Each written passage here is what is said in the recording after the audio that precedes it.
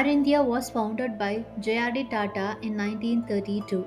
India's national airline was started by one man's passion for flying. Let's talk about how Air India was born. At that time, it was called Tata Airlines and it was India's first commercial airline. J.R.D. Tata was India's first licensed pilot. He was deeply passionate about flying and wanted to bring air travel to India. In the 1930s, India had no proper airline.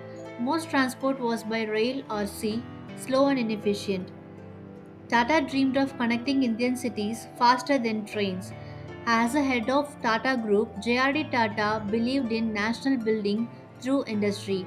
Aviation could support trade, communication, and national pride. The first flight in October 15, 1932 carried mail from Karachi to Bombay, piloted by J.R.D. Tata himself. After independence, under the government of Jawaharlal Nehru, Indian government wanted a single state-owned airline that could represent the country globally. For that reason, Air India was nationalized in 1953. Though G.R.D. Tata founded Air India, he supported nationalization.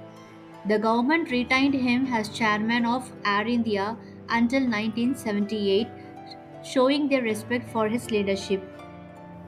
The Boeing Company is one of the world's largest aerospace and defense manufacturers and it's best known for building aeroplanes. Boeing well known for building commercial airplanes, Boeing 777 and 787 Dreamliner.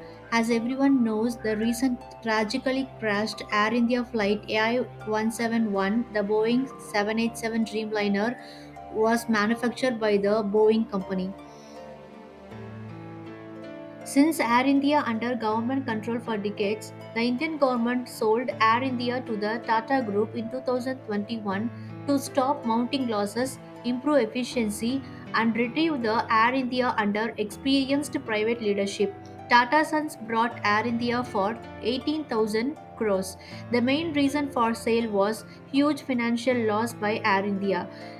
The Indian government adopted a broader privatization strategy to focus on governance, not business. Thank you.